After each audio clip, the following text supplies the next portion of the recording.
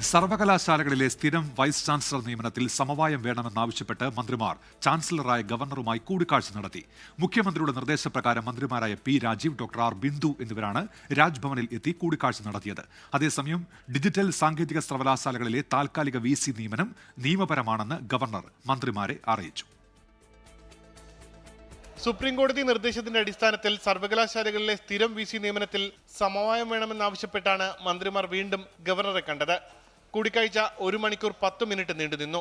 സ്ഥിരം VC നിയമനത്തിൽ ഏകപക്ഷീയ തീരുമാനം എടുക്കരുതെന്ന് മന്ത്രിമാർ ഗവർണറോട് ആവശ്യപ്പെട്ടു.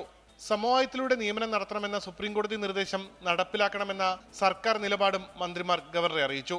കേരള ഉൾപ്പെടെയുള്ള സർവകലാശാലകളിലെ പ്രശ്നങ്ങൾക്ക് പരിഹാരം കാണണമെന്നും മന്ത്രിമാർ ആവശ്യപ്പെട്ടു.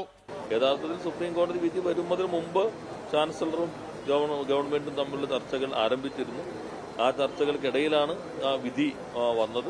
അത് കുറെ കൂടി ആധികാരികത ഇത്തരം ചർച്ചകൾക്ക് ഉണ്ടായിട്ടുണ്ട്.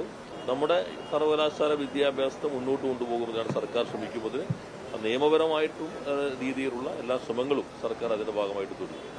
ഡിജിറ്റൽ സാങ്കേതിക സർവകലാശാലകളിലെ താൽക്കാലിക VC നിയമനത്തിലെ എതിർപ്പ്, സുപ്രീംകോടതി നിർദ്ദേശം പാലിക്കാത്തത് തുടങ്ങിയ കാര്യങ്ങൾ ഗവർണറെ അറിയിച്ചിട്ടുണ്ട്. എന്നാൽ സുപ്രീംകോടതി നിർദ്ദേശത്തിന്റെ അടിസ്ഥാനത്തിലാണ് തീരുമാനമെടുത്തതെന്ന് ഗവർണർ മന്ത്രിമാർക്ക് മറുപടി നൽകി. സർവകലാശാലകളിലെ പ്രശ്നപരിഹാരത്തിനായി നേരത്തെ മുഖ്യമന്ത്രിയും മന്ത്രിമാരും ഗവർണറെ കണ്ടിരുന്നു. എന്നാൽ അതിനുശേഷവും ഗവർണർ സമവായത്തിന് തയ്യാറായിരുന്നില്ല. 24 തിരുവനന്തപുരം.